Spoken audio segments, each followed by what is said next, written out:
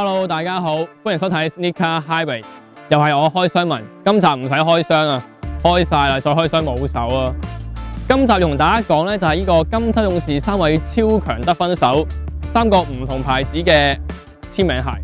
咁我哋會比較一下佢哋嘅包紮感啦、重量啦、回彈力啦、抓地力啦等等嘅。咁啊，事不宜遲啦，即刻同大家開始今集嘅話題啦。咁首先第一對咧，同大家講咧就係今年金州勇士新簽嘅超強得分手 MVP 杜蘭特 Dylan 杜蘭特。咁咧呢一對咧 KD 咧，其實已經係第9代嚟㗎啦。咁啊，今次用上呢個 Fire Kit 咧，我覺得包紮感係非常出眾啊。咁啊，無論喺透氣啊、包紮都係好似緊緊咁樣貼住我個腳掌。咁啊，對比起頭先我所講嘅 Curry 3同埋呢個 K Thompson 2都好咧，係絕對過之而無不及嘅。不得不佩服 Nike 咧，佢喺呢個鞋料嘅方面咧，嗰個技術咧，其實的確係比兩家好嘅。咁啊，佢嘅腳感方面咧，亦都係用緊呢個Air Zoom 啦，同第7代啊、第8代咧係完全一樣冇分別嘅。只不過今次咧，佢嗰個外底咧就係逼開咗啦。喺呢度前掌咧逼開咗，令到佢咧可以更容易咁樣屈曲。咁啊，無論喺跑動啊、起跳啊，亦都大大加強咗佢嘅性能。但係亦都有個壞處，就係 Nike 嘅做工的確係好強差人意嘅。咁啊，我喺上網度咧已經見到不少嘅一啲咁嘅球員啦，已經呢一度咧呢個連接位咧係斷開咗啦。咁啊，所以大家如果買呢對鞋嘅時候咧，記得要 check 清楚啦，同埋可能跳嘅時候要小心啲啦。如果唔係咧斷咗咧都唔知點樣打。咁但係如果以腳感嚟講咧，我覺得佢係喺3對之中咧係排中間嘅，唔會話太軟，亦都唔會太硬。回彈力咧亦都係喺最適中嘅。咁啊，抓地力咧基本上同之前Curry 3啊或者可能 K Thompson 2啊，其實係差唔多嘅。咁啊，下一對咧我哋會講咧就係講呢一個 Curry 3啦。咁啊 Curry 3呢對鞋咧，之前大家如果有睇過我段片都知道嘅話咧，就係佢個筒位咧係做得唔係咁好。咁啊，即使我綁到最高鞋帶咧，綁到好緊都好咧，打兩打咧都係覺得鬆我出嚟。咁啊，對於我成日拗柴咧，其實我覺得係，或者可能對於你成日拗柴都好，你都明白，如果唔夠緊嘅話咧，其實係好危險嘅。咁啊，無論喺切入或者起跳方面咧，亦都會有少少忌位咁樣啦。咁但係我反而覺得呢一對咧，嗰個中底嗰個軟熟程度咧係好過 KD 嘅，即係撇除咗之前嗰個缺點之外。咁啊，佢呢個底咧係用翻 Charge 嘅系統，咁啊基本上同第1代、第2代、2.5 代係完全冇分別，係冇新意嘅。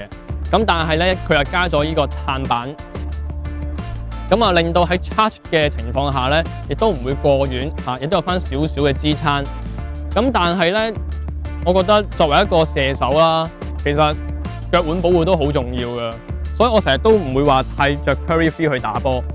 咁啊，加上佢個回彈力咧係冇乜嘅，話你聽，佢唔會好似 Air Zoom 咁樣咧有種彈翻嚟嘅感覺嘅。咁啊，所以我覺得3對之中，我會揀佢係排名第3位嘅。咁啊，最後要講咧就係講呢對廉價神物。點解叫佢廉價神物咧？因為 Anta 咧簽過 K Thompson 之後咧，就出咗呢對 K Thompson 2啦。咁啊，個發售價咧，因為要就翻中國嘅一啲普羅大眾啦，所以就未去到好貴嘅。咁啊，係賣499嘅啫，加埋 coupon 咧450蚊到啦。咁但係呢一個咧就係一個叫做普羅大眾版。咁啊，臨尾咧佢喺美國咧就出翻一個咧係球員版嘅。咁嗰個版本咧同 K Thompson 腳上嗰個版本咧係一模一樣嘅。咁啊，同呢個版本唔同嘅地方咧就係加咗一啲氣孔。咁啊，令到佢咧呢個好似立邦10嘅一個膠面啦，亦都唔會話太焗腳咁樣嘅。咁我未試過，遲啲如果有機會嘅話咧，好希望可以同大家試一試下。咁但係點解話佢廉價神物咧？最主要係因為佢個中底，佢中底雖然咧行落去咧係硬，但係回彈力咧係3對最好嘅。